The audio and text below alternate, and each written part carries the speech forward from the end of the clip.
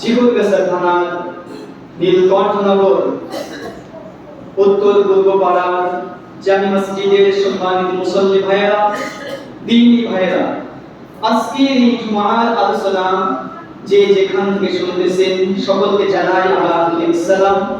আসসালামু আলাইকুম ওয়া রাহমাতুল্লাহ।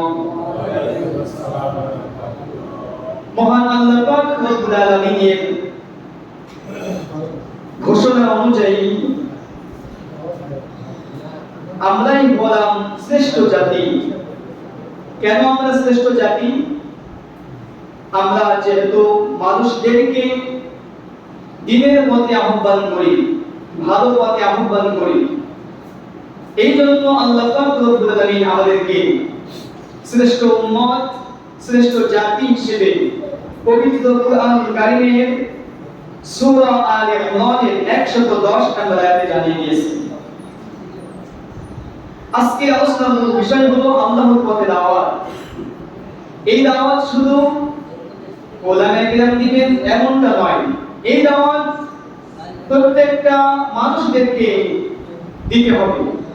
এই সম্পর্কে বিশ্বনবী সাল্লাল্লাহু আলাইহি সাল্লাম হাদিসের মাধ্যমে জানিয়ে দিয়েছেন, কুল্লুকুম রাঈন ওয়া কুল্লুকুম মাসউলুন আন রাইয়াতিহি। প্রত্যেকটা মানুষ দায়িত্বপ্রাপ্ত, আর প্রত্যেকটা মানুষের দায়িত্ব সম্পর্কে জিজ্ঞাসা করা হবে। এই দায়িত্ব সম্পর্কে জিজ্ঞাসা করা হবে না, এই রকম কেউ বলতে পারবেন?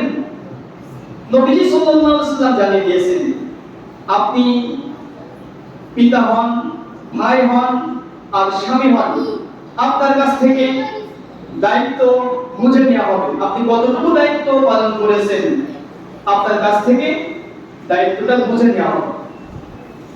আল্লাহ পাক রব্বুল আলামিন পবিত্র কুরআনুল কারীমের সূরা আলে ইমরানের 110 নম্বর আয়াতের মধ্যে জানিয়ে দিয়েছেন, কুনতুম খায়রা উম্মাতিন উখরিজাত লিন-নাসি তা'মুরুনা বিল মা'রুফি ওয়া তানহাউনা 'আনিল মুনকারি ওয়া তু'মিনুনা বিল্লাহ।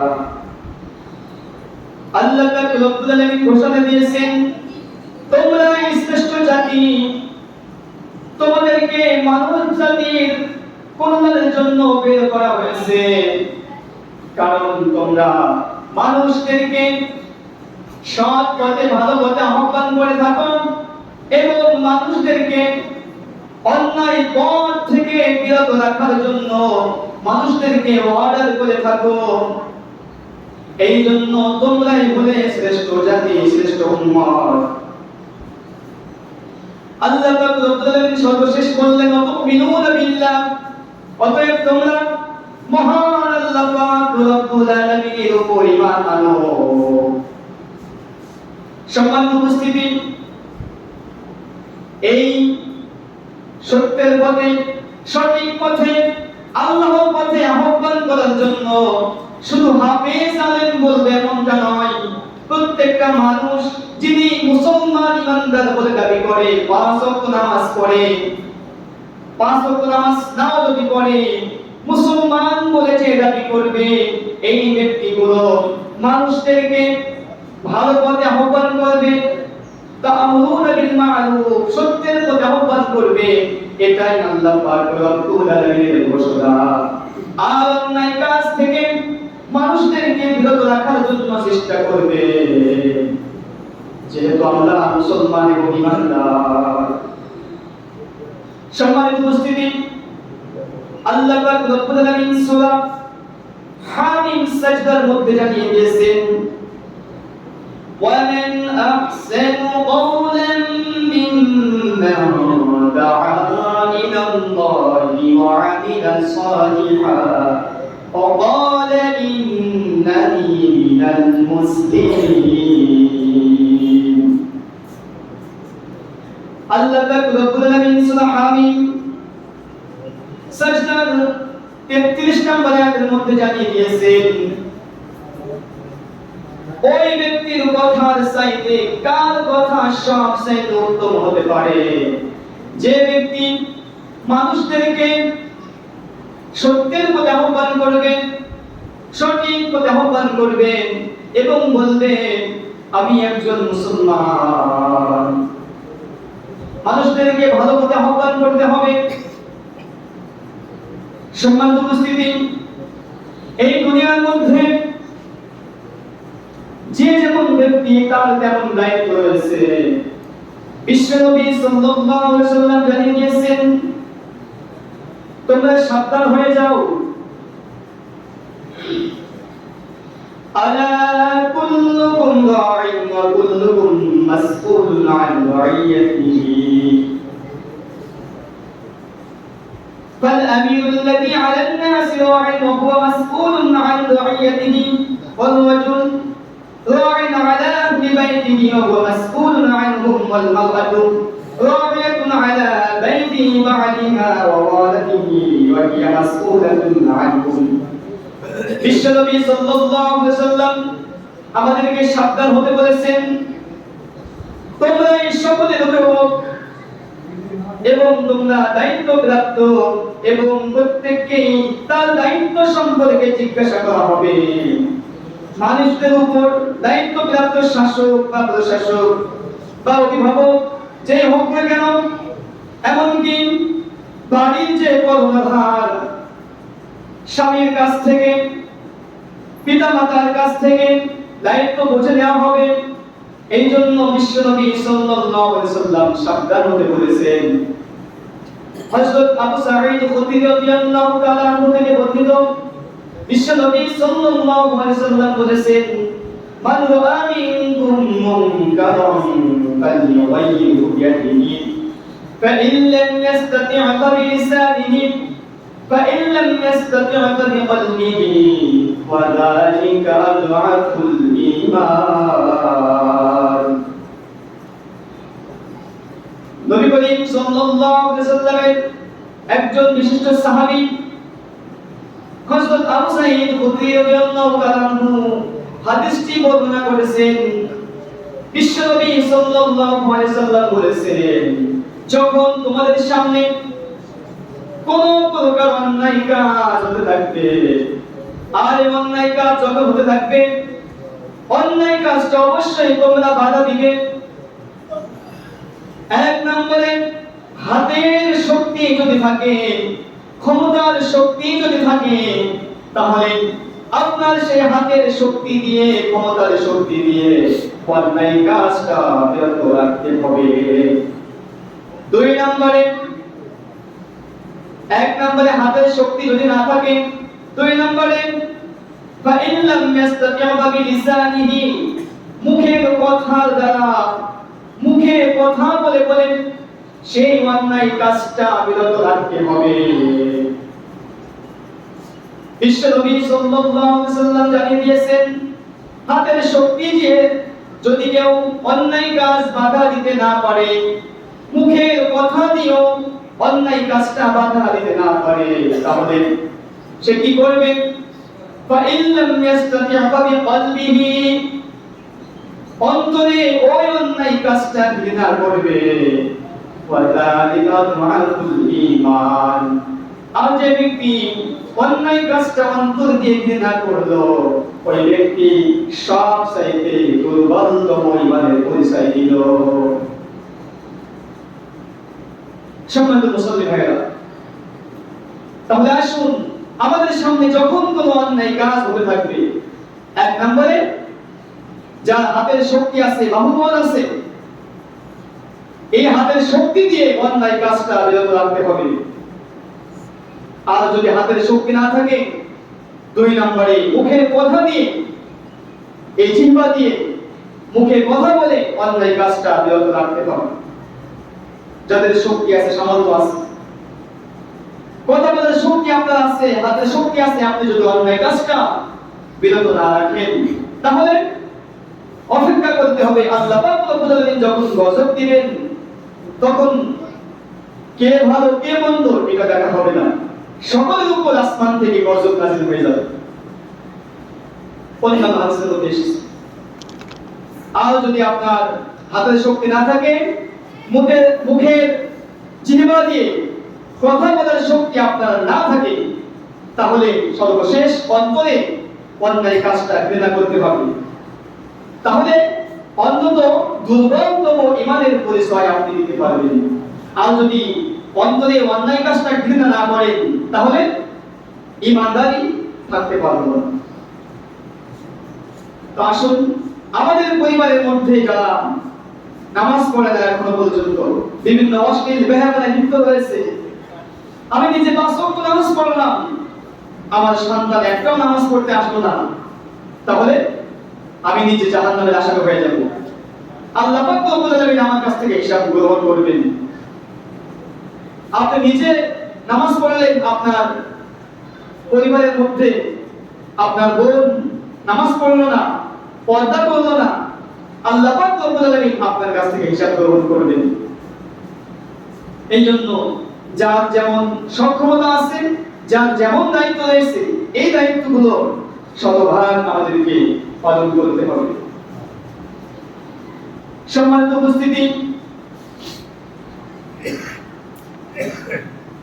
আল্লাহ পাক রব্বুল আলামিন মানুষদেরকে সত্যের পথে আহ্বান করার জন্য বলেছেন, যুগে যুগে নবী এবং রাসূলদেরকে এই দুনিয়ায় পাঠিয়েছেন যেন মানুষ ভালো কাজে আহ্বান করে এবং অন্যায় কাজ থেকে মানুষদেরকে বিরত রাখে। এই জন্য আল্লাহ পাক রব্বুল আলামিন যুগে যুগে নবী এবং রাসূলগণ পাঠিয়েছেন। আল্লাহ পাক রব্বুল আলামিন জানিয়ে দিয়েছেন, আল্লাযীনা ইম্মাক্কান্নাহুম ফিল আরদি আকামুস সালাতা ওয়া আতাউজ যাকাতা ওয়া আমারু বিল মা'রুফি ওয়া নাহাউ আনিল মুনকার ওয়া লিল্লাহি আকিবাতুল উমুর। আল্লাহ পাক রব্বুল আলামিন ঘোষণা করেছেন, যাদেরকে আমি পৃথিবীতে প্রতিষ্ঠাবান বা ক্ষমতাবান করি, তারা 1 নম্বরে কি করবে? সালাত কায়েম করবে, 2 নম্বরে যাকাত আদায় করবে, 3 নম্বরে সৎ কাজ আদেশ দিবে, 4 নম্বরে অসৎ কাজ থেকে মানুষদেরকে বিরত রাখবে। আর আল্লাহ পাক রব্বুল আলামিন জানিয়ে দিয়েছেন, সকল সৎ কর্মের পরিণাম আল্লাহর ইখতিয়ারে।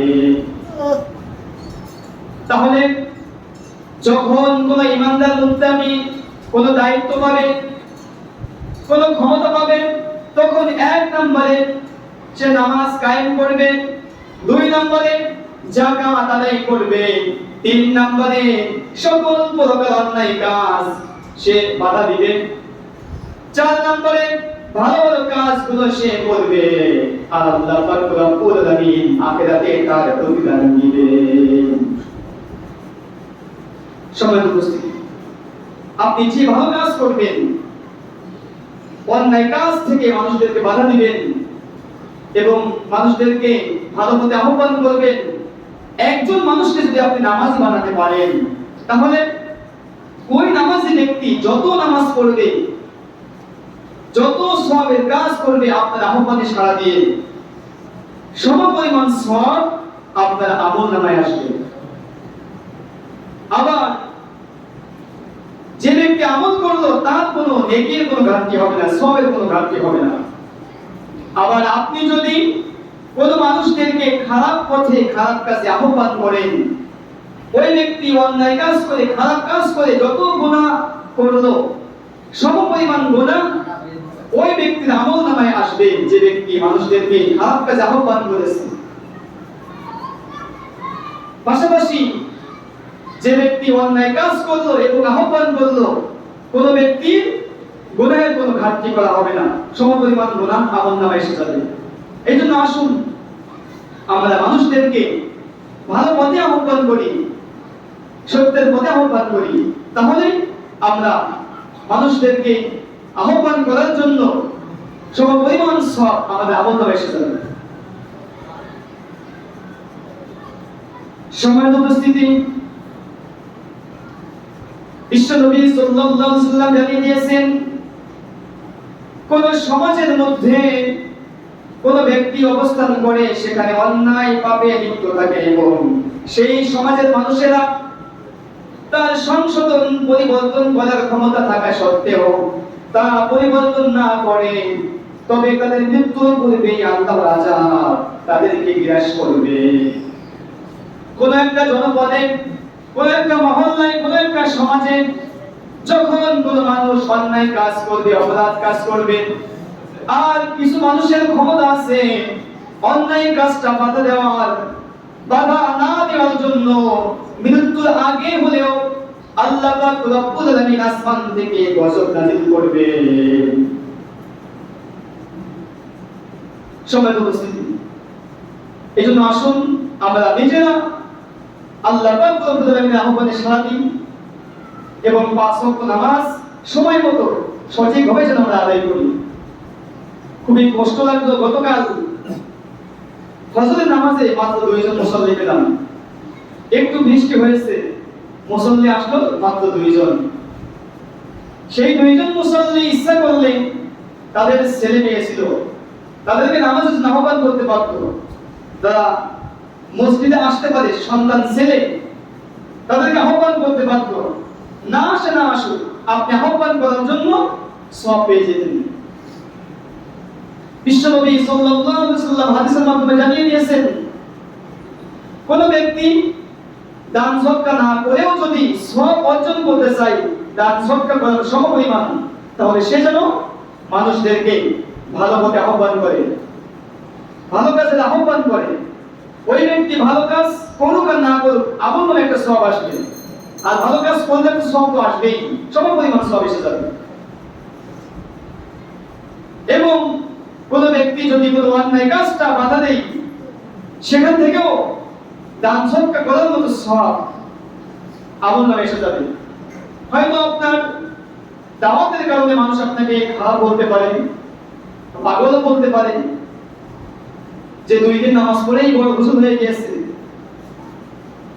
যুবক বয়সে 5 ওয়াক্ত নামাজ পড়ার খোঁজ নাই, বয়স 40 পার হয়েছে এখন নামাজ পড়তেছে, এখন মানুষকে আহ্বান করতেছে, মানুষকে ডাকতেছে নামাজের জন্য, মানুষ আপনাকে এভাবে ঠাট্টা করতে পারে। তবে আপনার আমল নয় সওয়াব এসে যাবে। তা আমরা যারা অভিভাবক রয়েছি, আমরা নিজেরা নামাজ পড়লাম অথচ আমাদের সন্তান নামাজ পড়লো না, পরকালে আমাদেরকে আশাতে মারা যাবে। জাহান্নামের আগুন আমাদেরকে গ্রাস করবেই, যতই নিজে ভালো আমল করি না কেন।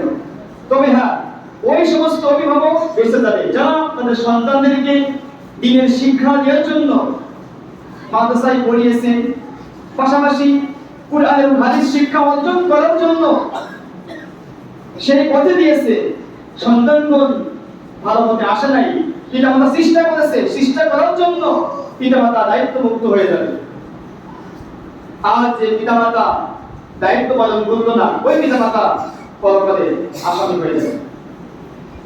এই জন্য আসুন আমরা যেন সকল প্রকার অন্যায় কাজ থেকে নিজের পরিবারকে এবং আমাদের আশেপাশে যারা আছে তাদেরকে আমরা জাহান্নামের আগুন থেকে বাঁচানোর চেষ্টা করি। আল্লাহ পাক রব্বুল আলামিন জানিয়ে দিয়েছেন, ও আনফুসাকুম ওয়া আহলিকুম নারা, তোমরা নিজেরা জাহান্নামের আগুন থেকে বাঁচো এবং তোমাদের পরিবারের মধ্যে যারা আছে তাদেরকে জাহান্নামের আগুন থেকে বাঁচাও। জাহান্নামের আগুন থেকে নিজে বাঁচতে হবে না, আপনার পরিবারের মধ্যে যারা আছে তাদেরকে জাহান্নামের আগুন থেকে বাঁচাতে হবে। আপনি নিজে নামাজ পড়লেন, আপনার পরিবারের মধ্যে আপনার সন্তান, আপনার ছেলে মেয়ে নামাজ পড়লো না, আপনার স্ত্রী নামাজ পড়লো না, আপনি জান্নাতি হতে পারবেন না। ওই সন্তানগণ, ওই স্ত্রীগণ এবং ওই ছেলে মেয়ে আপনাকে দায়ী করতে দোষী করবে। আমার অভিভাবক, আমার পিতা যদি আমাদেরকে নামাজ আহ্বান করতো, একটু শাসন করতো, আমরা নামাজি হতাম। আজকে ওই পিতাকে জাহান্নামে দাও, তারপরে আমরা জাহান্নামে যাব। এইভাবে করে সন্তান বলবে। সম্মান উপস্থিতি,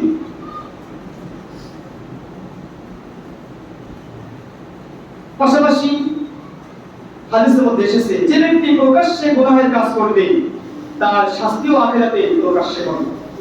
আবার যে ব্যক্তি গোপনে গুনাহ করবে তার শাস্তিও জাহান্নামে গোপনে হবে।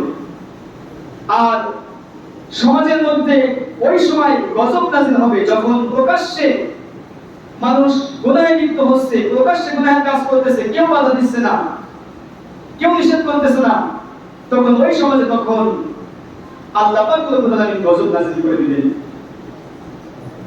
বিভিন্ন মহামারী, বিভিন্ন রোগ, বালা মুসিবত এগুলো দিলেন। এই জন্য নিজে তো অন্যায় করা যাবেই না, পাশাপাশি আপনার আশেপাশে কেউ অন্যায় করতেছে তাকে যে কোনো ভাবে আপনাকে বাধা দিতে হবে। বিশ্ব নবী সাল্লাল্লাহু আলাইহি ওয়াসাল্লাম জানিয়ে দিয়েছেন, মান সাতারা আওরাতা মুমিনিন ফাকান্নামা ইস্তাহয়া আওরাতান ফি কবরিহা।